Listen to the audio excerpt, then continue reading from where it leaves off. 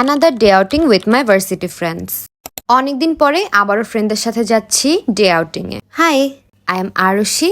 আর আজকে আমি শেয়ার করব আমি আমার ফ্রেন্ডদের সাথে সারাদিন কি করলাম। তো আমি সকালে ফার্স্টে ভার্সিটিতে যাই। ভার্সিটিতে গিয়ে আমার একটা ল্যাব ক্লাস ছিল, সেটা করে দেন আমার ফ্রেন্ডদের সাথে আমি চলে যাই জলশিরি সেন্ট্রাল পার্কে আজকের ডে আউটিং এর জন্য। তো আমাদের সেখানে যেতে যেতে 1টা বেজে যায়। আর যেহেতু দুপুর টাইমে আমরা গিয়েছিলাম, এত বেশি রোদ আর এত বেশি গরম ছিল, যার জন্য আমরা একটু ছায়া খুঁজছিলাম যে কোথায় ছায়া আছে সেখানে আমরা একটু দাঁড়াবো। তো আমাদের মধ্যে থেকে কয়েকজন এই রোদকে উপেক্ষা করে চলে গেল মেজের ভেতরে, এন্ড কয়েকজন ছবি তুলছিল। বাট আমি তখনও দাঁড়িয়েছিলাম ছায়াতে। তো আমি কি আর ছায়াতে একা একা দাঁড়িয়ে থাকবো? তাই আমিও মেজের ভিতরে ঢুকে গেলাম। প্রথমে তো রাস্তা খুঁজে পাচ্ছিলাম না, বাট খুঁজতে খুঁজতে আমার ফ্রেন্ডদেরকে আমি পেয়ে গেলাম। মেজের মধ্যে ঢুকে যে আমি হারিয়ে যাইনি এটাই অনেক বেশি। সেখানে সিঁড়ির মতো যে জায়গাটা ছিল সেখানে আমরা বসে সবাই ছবি তুলছিলাম। অ্যান্ড সি, আমার ফ্রেন্ডরা একজন একজন করে মেজের মাঝখান দিয়ে একটা ফাঁকা জায়গা ছিল সেখান দিয়ে বের হয়ে গেছে, কারণ কারোই এক্সিট খুঁজার মতো ধৈর্য ছিল না। আমরা ছিলাম টোটাল 8 জন। সেদিন ডে আউটিং এর মেইন পারপাস ছিল আমার দুটা ফ্রেন্ডে কিছুদিন আগে বার্থডে গিয়েছিল, তোরা বার্থডে ট্রিট দিবে। তাই আমরা ভাবলাম এমন কোথাও বার্থডে ট্রিট নেই যেখানে আমাদের সারাদিন ঘোরাও হয়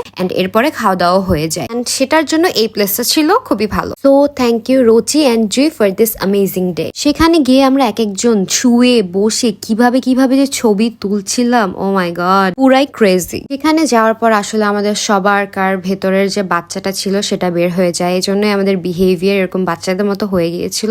এন্ড ইভেন আমি